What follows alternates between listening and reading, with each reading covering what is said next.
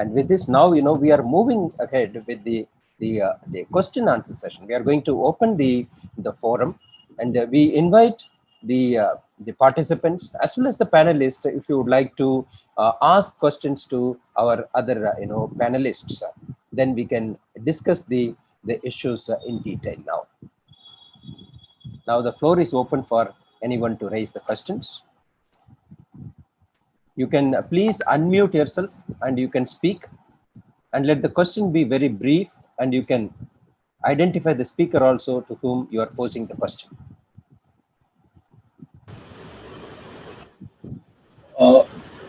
Can I speak? Please, sir. Yeah, please introduce yourself in one word, one sentence. Pangella Shivaprasad Reddy. Yes. I'm a senior journalist. Now I'm hosting a channel titled Dr. TSPR, and I am lucky to host your webinar or seminar live to the entire world. Thank you, sir. And see, I'm a journalist and I've been working since a long time. And my question to the other lawyer who participated, I just forgot her name. Dr. Menaka. Yes, Menaka. Or else even I want Dilip Reddy also to answer. He's a seasoned man. We consider him as a yardstick here in journalism, because he was an information commissioner also. Blaming the entire social media for all the ills. How can you? Because I run a channel now. I'm a journalist. I'm basically a doctor into journalism. And we go by ethical means, and we imbibe the spirit of constitution. We invoke rule of law, and we invoke the Evidence Act also in all my shows. What they don't understand, when we are doing this, we have become a soft target of the regimes, right from top to bottom, central to state governments. And we are trying to bring out what is happening in the society, in the contemporary, all the contemporary happenings or times. So this social media is the only one which has come to the rescue of a common man in times of pandemic. Now this is going to be the lead of the day. That's what they have designated, even Westerners. They said this is a web world. Definitely. The other side of the coin is also, we have to understand. But why don't you understand the importance of the social media, and people like us, seasoned journalists who have been practicing since a long time, bringing all those issues into the public domain so that the governments act. Right, sir. Yeah, thank you very much. I think Mr. Dilip Reddy sir can answer the question because the lawyer has left already. She came in between. Yes. Sir, I would like to present that issue in this way. As Shivakumar Reddy garu, Shivaprasad Reddy garu rightly mentioned that we cannot ignore or we cannot defame social media platform. But at the same time, as Advocate rightly mentioned that there are no editors, there are no gatekeepers, there are no the people who takes accountability for the accuracy of the news. If that goes into the public domain, the powerful people will definitely use those social media platforms as the propaganda instruments. In that context, it is the conventional media's duty to become that whenever the fake news comes into the public domain, it has to be checked and it must be exposed, and accordingly the credibility of such social media platforms which occasionally and repeatedly popularizing that fake news into pushing into the public domain will lose the credibility, and some balance we will definitely gain over a period of time. But definitely, just one rider to this. Now, the conventional media links are the ones in the social media which have been causing all this, whether it is a Mumbai issue or the other issue. We are the ones here through this channel. We have seen to that only the basic issues which have evidence or which are public concern, we make people to speak. But it is the conventional media links which are destroying the ethics of social media. How do you look at this? Sir, I am not in a position to defend the entire conventional media as the right media. But over a period of time, they also lost their tendency of investigating and searching for truth and working for only truth, nothing beyond the truth. that tendency is slowly going down, but it is now the time for even conventional media. Either it is mutual dependence and interdependence, that social media sometimes picking certain news from the conventional media, and conventional media without even cross-checking, blindly taking the content from the social media. This is unhealthy for the larger interest of society. Everything must be with proper cross-checking and ascertaining the truth, and truth only should come into the public domain. That is my concern. Thank you, sir. I think Menka's point was, one is she has analyzed the strength of social media, but how social media is being used by mainstream parties in shaping and increasing the fault lines. Basically that's what her thrust has been. She mentioned how in America, white supremacism is being channeled through social media. So I think, like any media, social media or mainstream media, conventional media, I think they are being used, though they are democratic tools. I think these tools have become again a tool for power mongering. I think that's the point I understood. Thank you, sir. Yeah, thank you. And can we go to the next question? Anyone would like to? Please introduce yourself and pose the question.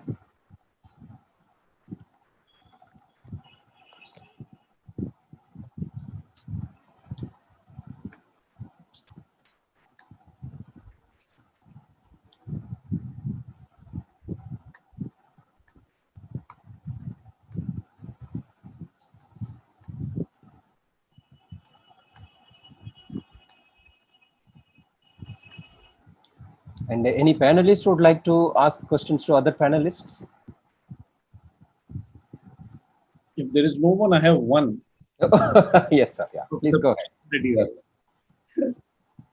Because Narasimha Reddy has been part of our campaign. We have been trying to sustain truth as Dilip Reddy Garu. But how difficult it to sustain truth, me and Narasimha Reddy Garu, we are all very well aware. How Indian issue also could not go into the public domain, but for the investments made by all those frontline political parties. They have different wings. They will try to nullify even the truth. Can I pose a question to Professor Purushottam Reddy Garu? Is he? Yes, sir. Because he's my guru. Now, in this is the day for democracy. So, what do youngsters and people like us who are into media, even in spite of representing at various fora with all legal evidences legitimately, if the concerned governments or departments do not act?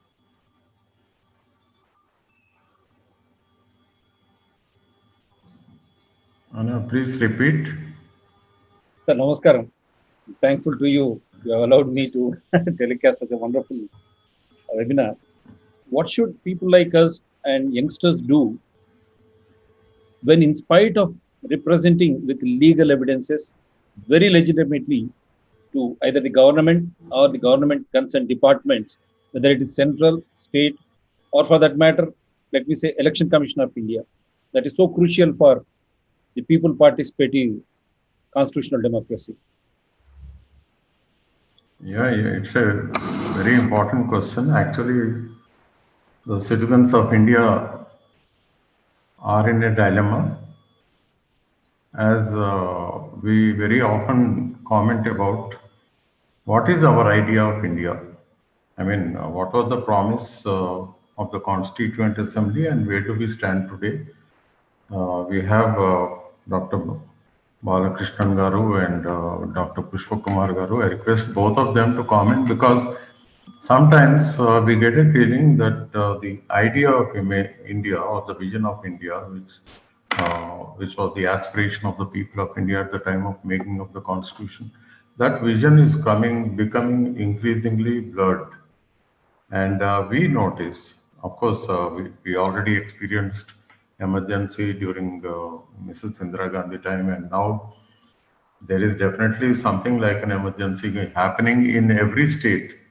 You know, democracy is the very antithesis of dynasty. But what are we witnessing in our states today? Every state is in the grip of maybe two or three dynasties. And the power shifts only between the dynasties. And where are the people? So sometimes we get a feeling that this is okay, fine, we have a constitutional democracy, we have naam ke vaste elections are there. Election commission which is supposed to be autonomous. It refuses to discharge its duties. And particularly in Telangana, the election commission works as a to His Majesty's loyal. Sometimes it appears it is more loyal to the state government than to the people. Where do we stand?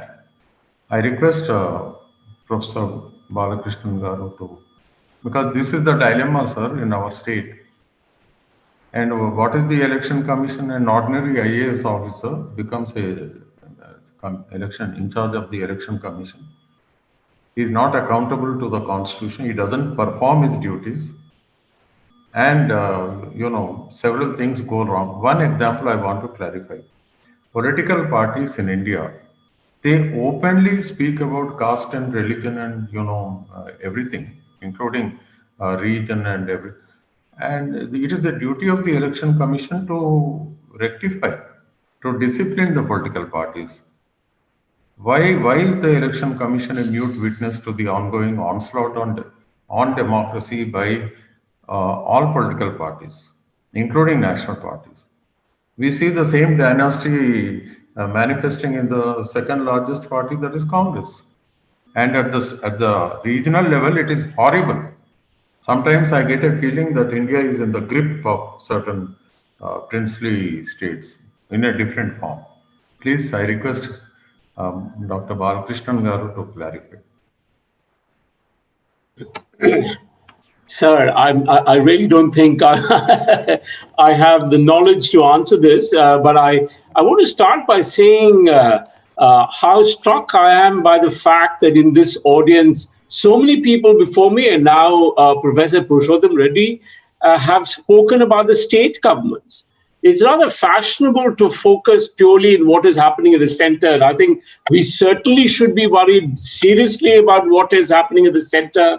We've had a government for about 6 years, which have, neither given us, national security nor any kind of economic stability. But still, I would think that we need to worry deeply about what is happening at the level of the states. To say that has become slightly politically incorrect in progressive circles, because in Delhi, there is a certain kind of consensus that the state governments seem to be the kind of, what can I say, paragon of virtue, while they're democratic, progressive, all the rest of it. But, we should focus purely on the central government. I don't take that view. I think the central government should be put seriously under scrutiny, but we ultimately live in the states. What is happening in the states is what matters to us. And I'm struck by what was said by the previous speakers. What is happening in the states is a travesty of democracy. That's completely correct. I mean, right. Now, having said that, I'm not sure I'm really in a position to answer, in the sense that I don't have the knowledge to talk about the election commission, et cetera, though I just add a small point to that. I understand the election commission has no financial restraints also. As an economist, that's something which strikes me. So now you neither have financial restraints, nor are you accountable. This is a deadly combination. Anyway, I just want to go back to this very important point, and I want to stop, which was raised by Professor Purushottam Reddy, which is that of the Constituent Assembly. And I think that's extremely important to us, and we should be thinking about that very seriously. There are concerns about whether the Constituent Assembly was completely representative. Those are very serious questions, but I would say on balance, when you look at what they produced, it's extremely impressive. And what do they have in mind? I mean, I just want to talk about two people. I've already spoken about Nehru and spoken about his view about political institutions, and our task in independent India was to create political institutions which allow people to lead fulfilling lives. Yeah, so that's very important. Now, if you think that it's a bit too abstract and general, let me say something which he said before that, which is probably the third or the fourth line of the much recorded speech on the midnight of August 1447. He said that independence is but the opportunity to create or build, I think is the word that he used, build a prosperous, democratic and progressive. Now, I don't want to put too much emphasis on the order in which he used those terms, but Nehru did use the term prosperous first. Now, does that mean that we just want a situation of affluence? Absolutely not. It just means that people have prosperity. The people are well off. They have the basics of life. And we need to worry about that and not constantly be worried about whether a thought is progressive in some sense, in the form of having Desh Bhakti, nationalism, secularism, all of which are absolutely important for India. Nobody would say no. But you can't really build a country purely on the basis of notions of progressive thought. You have to have a people who have capabilities. And Nehru, who certainly was, even in the Constituent Assembly was not representative. I think you needed to have a certain amount of property to be a member of the Constituent Assembly. There were very few women. There were very few people other than the uppermost caste, etc., etc. But the Constituent Assembly, you may say, was not very representative. But Nehru certainly at that time had was speaking on behalf of the people of India. I can't think of any other politician at that time who really had the credibility to do so. And this somehow has gone out of the window today in debates about democracy. And the whole thing is about which party represents democracy more, etc. All of which is very important. We want our political parties to be democratic, but we should also be concerned about the condition of our people. And I do believe the Constituent Assembly did pay a lot of attention to that issue. Somewhere at the center and the states, that has seemed to have gone out of the window based on notions of today, nationalism at the center, and for decades at the state about asmita, pride, etc., etc., etc. And we seem to have been diverted, in my view, from the whole point of the national movement. And I think Professor Reddy is correct to say that we should be drawn back to that question, which is perhaps even more important than discussing democracy in the abstract, which of course also needs to be done. Thank you very much. I've taken a little longer than I should. Thank you, sirs.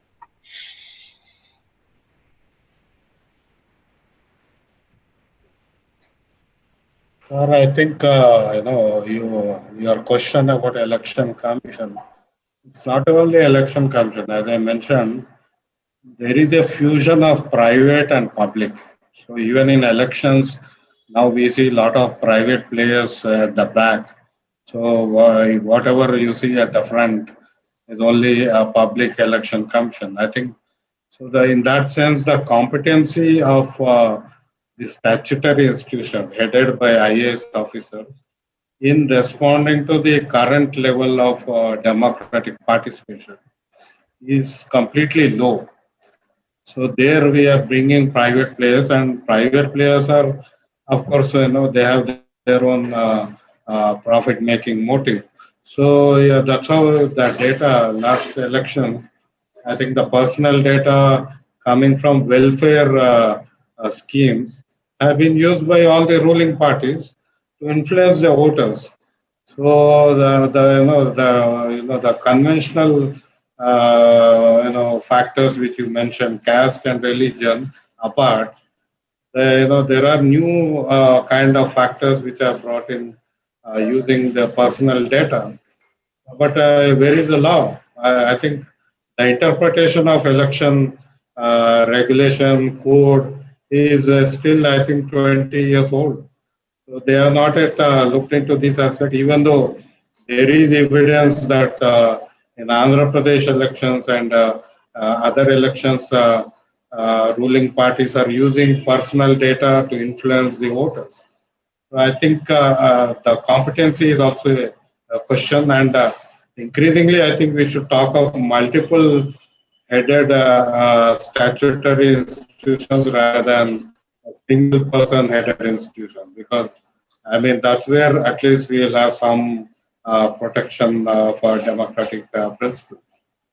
Let me add a word. The ambiguity we see in these IAS officers, there in AP, the government is troubled.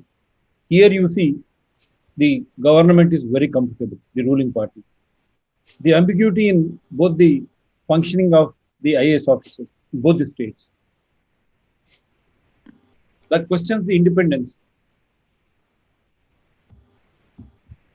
As Narsana rightly said, that not only misuse, abuse of public data by the political parties, very close to the polling date, one political party head who is sitting in the chair of chief minister, he openly said that when our party people wants to spend some money for electoral people, voters, the income tax people are coming and preventing. So that's why I molded these public programs to give you money straight away. 2,000 per head, 3,000 per head. I am giving this money to you by molding these programs as for your benefit at the time of elections. No election commission initiated any action against that politician. That's the ambiguity. Then what is the independence of the election commission and such a pivotal institutions in democracy? That's the ambiguity we find in Telangana and Andhra Pradesh. That's what I'm bringing it to the notice of the well-known. If the constitutional people participatory democracy has to prevail, all these enticements, which are against the spirit of the basic structure of the framework of our constitution, free and fair election, that has to go. How has it to be manned? As you rightly said, statutory should be not single IAS officer manning it. We need to have people in that body.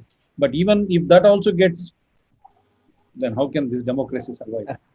Yes. Yeah, I think we should listen to Dr. Indrasena Reddy. Hi, good afternoon, everybody. In this subject, I'm not so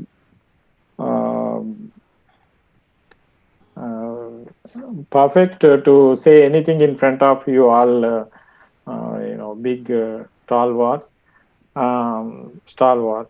But one thing, a couple of things I can certainly add is that earlier, first of all, we always make statements, proudly that it is the biggest democratic, system in the world. It's good that we are happy and we always can claim. But only one problem used to have is the dynastic way of ruling. But somehow, because of that patience which we practiced under the leadership of Britishers, that we are continuing, rather opposing the dynastic. But in addition to that, when the dynastic politics are slowly fading up step by step, the power of in the financial power, the politics and electoral system is influencing the these financial support. So with clubbing these electoral system is weakening, as somebody mentioned that phase wise it is diluting, though we claim it as a biggest democratic and the system, electoral system, but it is not really in practice, only on paper. Otherwise, it's not required to have an election polling for 2 months. We cannot conduct in a single day or even 2 days or 3 days in this country. Of course, it is the biggest country and the huge population, that I understand. But the system is, we cannot claim that we have a perfect system. So that these things are combinedly is diluting our these democratic policies, democratic system, electoral democratic system. And I was afraid that at one day or other day in future, unless we realize and will work on this electoral politics, reducing the money power, and certainly then the southern states removing these dynastic policies, dynastic systems, then certainly we have in danger in future. That's what I would like to say. Very good. Sir, if I may add a point, I think, Mr. Indrasena sir has, highlighted one issue, why this dynasty politics, thrives in this country. One reason is that to enter into politics or to flourish in politics in the country, more than integrity or the talents or the education or the willingness to serve the people, more than any of these qualifications, the first qualification in the country seems to be money and muscle power. I think, as long as this is continuing, then the genuine, people who want to serve the country, who want to become, because, we have seen many leaders, they have come with their knowledge, they have come with their commitments. For example, sir has, Professor Balakrishnan has, stated, named a few, the stalwarts at that time, who have served the country with the help of their knowledge and their commitments. Of Sarvapalli Radhakrishnan, one, he is a knowledge, epitome of knowledge, and how he has served the country.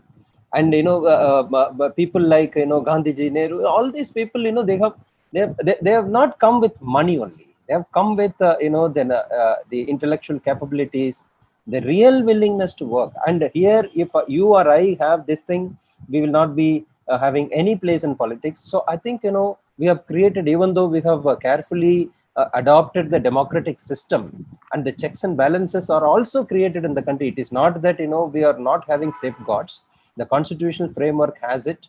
We have sufficient laws to have checks and balances. But unfortunately, the cultural and the social, the habits, as well as the institutions that we have built, that it leans in favor of the power and the money.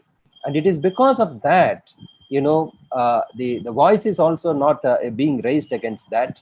And the dynasties, because of their power, they get away with that. I think, this is one aspect that, we need to look at, how the individuals and the people, they realize this point and they become the major voice to restructure the whole democratic setup. I think, because, now I see silver lines here and there, individual organizations, people come forward to create this awareness, engage the people, and get into the participatory movements. So one example I see that, Harsh has, how he has, aligned the people from different, corners of the country in EIA, and the good work done by the Green Foundation here, how you are, dealing with that.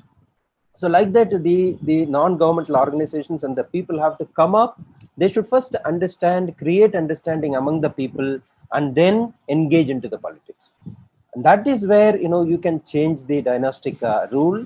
Otherwise, it won't be possible, because, it is there, it is going to stay there.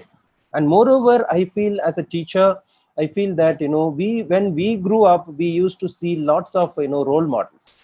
The same election commission problem that you are raising, sir, it is very true. But, we used to see people like, Mr. T.N. Seshan, such a integrity he used to hold, and no one could, dare to say anything against him, because of the integrity and because of the commitment. And he used the power, legally he used the power. And also in the press, in the context of the press, as we have discussed now, that, the press being, leaning towards the corporates, and the press being leaning towards the government, and the independent voice is lost now in most of the channels that we watch, or most of the newspapers or the magazines we read. We don't really have that independent voices. I could see that, when I was, a student, I could see the stalwarts like Goenka. See, where are such independent voices we have? Where are those role models? I think, we need to inspire the youth now to create such, the independent, courageous role models to, reconstruct the country. The values are already there. The structures are already there. What we lack is that the wherewithals. How we are going to refuel the system to reconstruct the whole, the democratic system that we have visualized. We are now having the skeleton only. So, but inside it is hollow. So how we are going to stuff it up with good stuff and values? That's what is the major challenge as a teacher I see, sir. Sir, only one minute I'll take. Yes, I sir. wish to thank Pushpa Kumar Garu Yes, for his time and the way he conducted the proceedings. Thank you very much, sir. yes, And also Dr. Shiva Prasad Reddy, because through his channel, we are able to reach millions worldwide. Thank you very much, Shiva. Your contribution to democracy is acknowledged. And our young Harsh Bedi, as an environmental activist, I would like to be in touch with you. We'll have further discussion on EIA. My friend Dr. Narasimha Reddy, we are all there for the subject of environment. And in future, we'll work with you. And Sir, we'll come to the Balakrishnan Garu. conclusion. Sir, I have one, not a question, but my concern, Dr. Pushpa Kumar. Yes, sir. Yeah. Recently, I was here, I'm in US, and we have a small conference. Video conferences are going on regarding on several issues. Repeatedly, I heard very recently the kind of implementation, or rather I should say that, the growing of these different departments, or for example, in media and, economical situation, other things and all, the increasing their capabilities, but the judicial system is not coming up, either in R&D or the bringing up the new laws, or destroying the old and useless laws. And like any other department, any other arms of the democracy or arms of the system of any country, for example, the judiciary is not coming up. That's what their comment or their, discussion issue. Do you have anything to say on that, just briefly? You mean to say that if I understand the question correctly, sir, I think that the judiciary is not coming up to the expectations, and it is not Yes. contributing towards, Rather, I can use this raw word is upgrading. I should say upgrading. that there are several other arms of the system is upgrading in a different ways.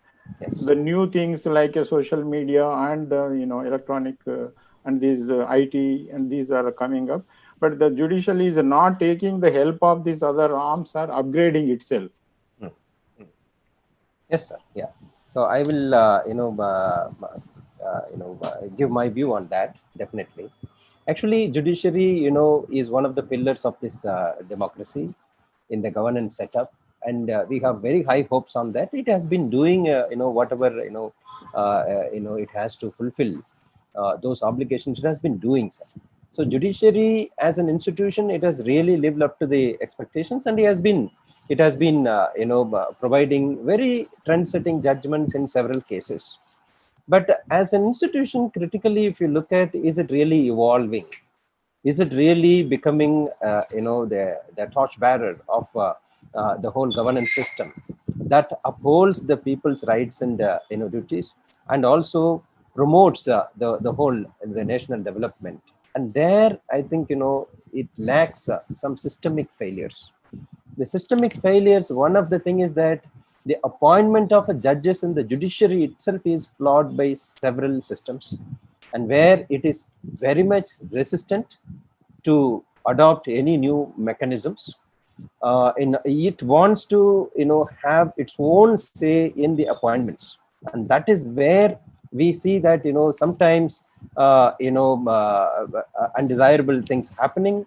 We are not able to, and the right people who have to be on the judiciary are also not able to get into.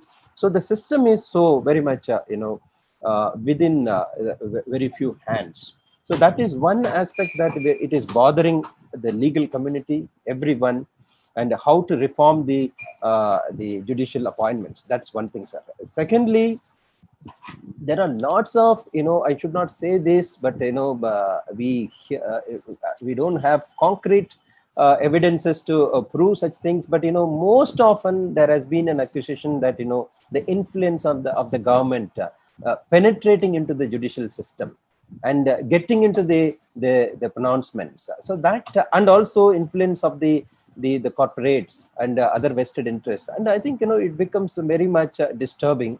We also see some messages here and there coming up that this really erodes the confidence and the values of the judicial system. I think this thing has to be eradicated from the whole scenario, wherein there should be a clean judiciary where it upholds the rule of law. Rule of law is the basic root of the democracy, so that has to be upheld. So these are some criticisms. I think the judiciary itself is worried. Many judges are coming out openly and telling, but it is struggling to overcome. Number one. Number two, I think technologically it is improving now. Your case, like like other medias, other areas are improving. Why the judiciary is not improving? But on that count, I see that judiciary is really improving well. They are now opening the e-courts, e-filing, e-arguments. So wherein, earlier it was not happening, but, with the, before the COVID era also, there were, examples in Delhi High Court and other high courts and the Supreme Courts, they slowly opened up for the electronic, the argument, the usage of, the e-facilities. Now, after the pandemic happened, I think the court is transforming itself. So the e-filing, e-arguments are, now it has become norm of the day. So I think this is going to improve a lot in the judicial system. But there, I think they have to have some kind of a checks and balances and some kind of a quality control where, wherever the cases where they have to interact with the people, interact with the evidences, interact with the plaintiff and the defendant or the accused, and that possibility should not be ignored, should not be taken away. And that possibility, because it is completely, you cannot do justice through electronic means. So only when you look at the people, the empathy and sympathy also makes a way for providing good justice. I remember Justice V.R. Krishna here, how he has delivered judgments. It's not only in the black letter law, and he looks at the human face and he looks at the needs of the people, and he delivered the judgments to their needs. And that's where all his judgments are time tested now. So I think this possibility should not be ruled out. So in that case, technology is really taking strides in the judicial process. That is improving, but there are lots of improvements, as you have highlighted, should happen. We all should work for that, sir. Shall I add one thing, sir? Please. Mention about open courts, wherein you can have the measure of one's feelings. And let me quote B.V. Acharya Garu. I'm lucky to host him the other day on limitations of Parliament to amend. When you bring the basic structure or framework of Constitution into play and you uphold Shivananda Bharati or whatever it is, when such is the case, he said, even why not judiciary should be under scrutiny of the same basic structure. He said the 99th Amendment, as you rightly said, Judicial Appointment Committee, which is still on hold, that should be the one which should reform. That's what he was saying.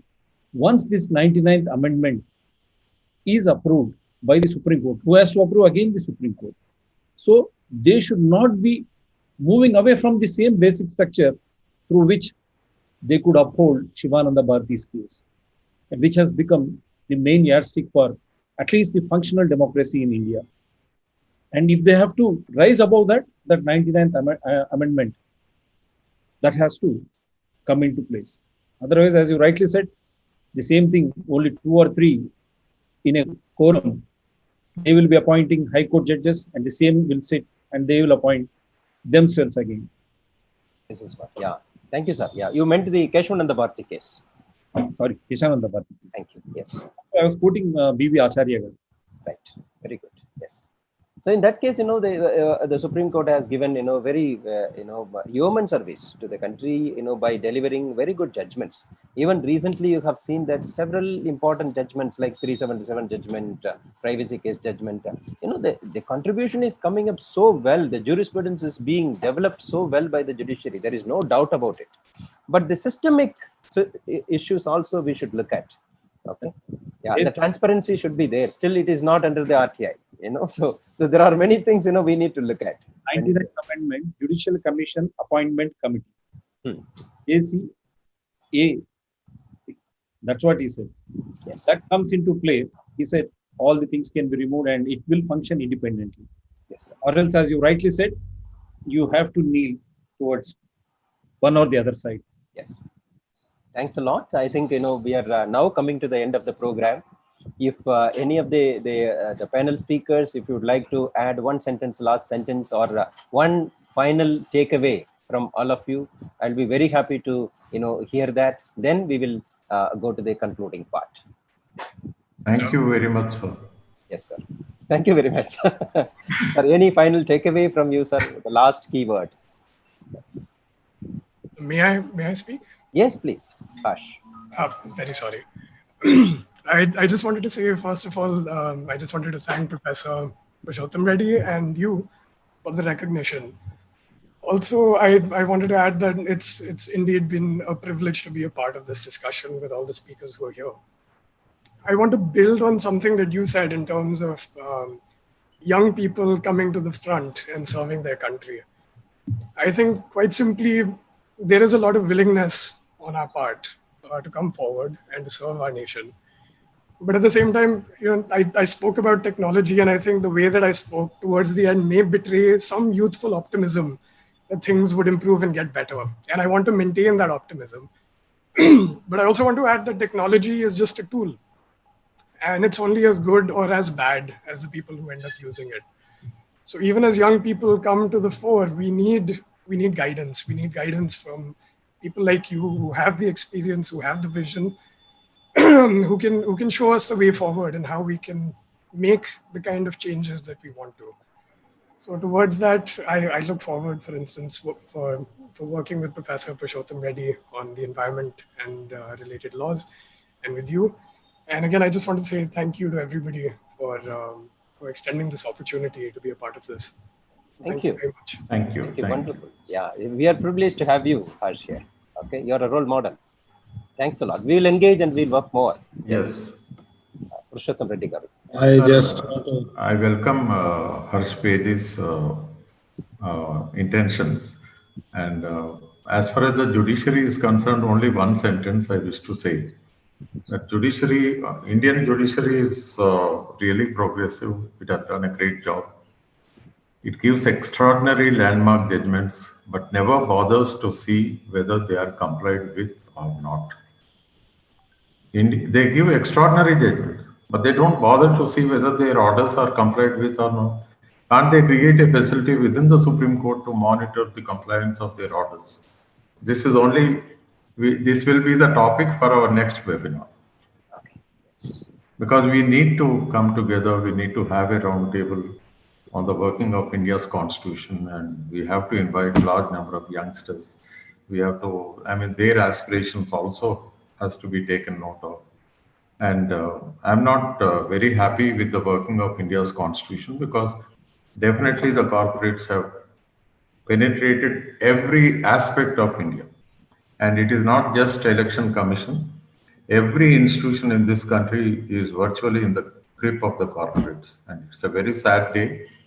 So we have to come together. We need to have a review of the working of the constitution, and we need to find remedies, because if we do not do it, the coming generations will not forgive us.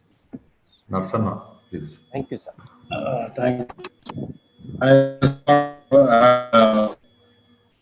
Democracy has always been under threat, even before, through bureaucracy, red tapeism. Then subsequently, we are looking at a threat from law itself, law and the legal interpretation of rule of law. So in that same direction, we see science and technology being used to distort democracy. So science, instead of being a knowledge source, it has become a tool to profit. So few people profiting from it, and then distort democracy. So I think this will be overcome because, as Harsh said, young people they have never been exposed to restrictions before, and during COVID, for the first time, they found that their life can be restricted, even technologically and physically. So I think now the urge to be free is increasing. I think only that will save democracies and democracy. Thank you.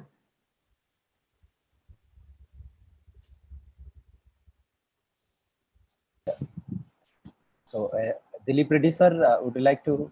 Sir, only thing I would like to add that we today participants from different corners of the society representing different institutions like media one side, public policy other side, and the environment professors up. As long as we all will contribute something for the strengthening of democracy, in turn, democracy will definitely deliver and create a space where, like Harsh Bedi is asking for a space, some space should be provided even for the youth as you invited to come into the mainstream politics. The eternal vigilance is the price we need to pay to get our benefits, our liberty, our democracy. We have to strengthen the democracy. That's only my appeal from this. Thank you. Thank you, sir. So I think this comes to the close of the program. I'm very, very happy to thank the speakers who have taken their time and sharing their very, very valuable views on this occasion of International Day for Democracy.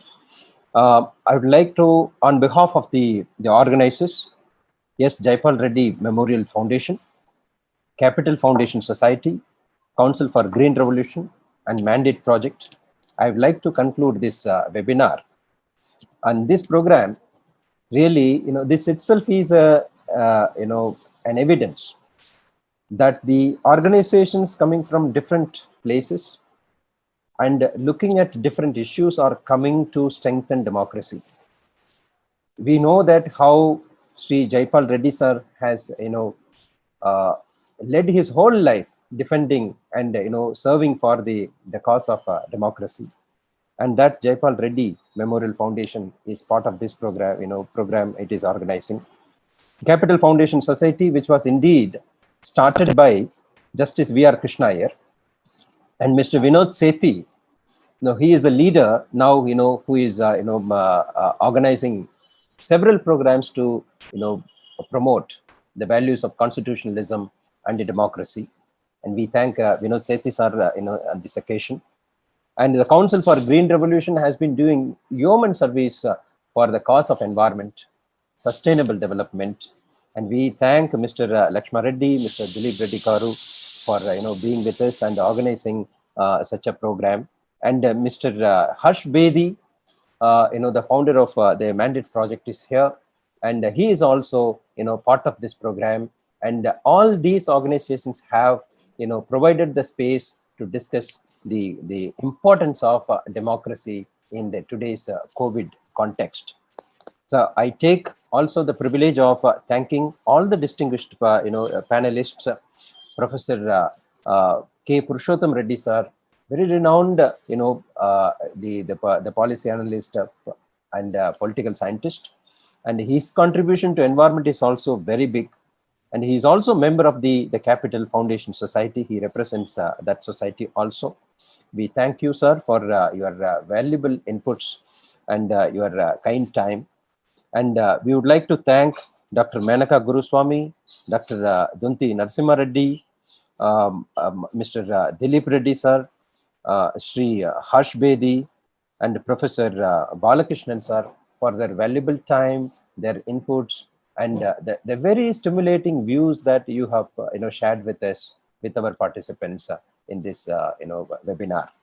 I would like to also thank all the participants who have taken the time to be part of us, and they have also shared very good questions. So we thank everyone, particularly Mr. Shiva Prasad Reddy, for his very good interventions.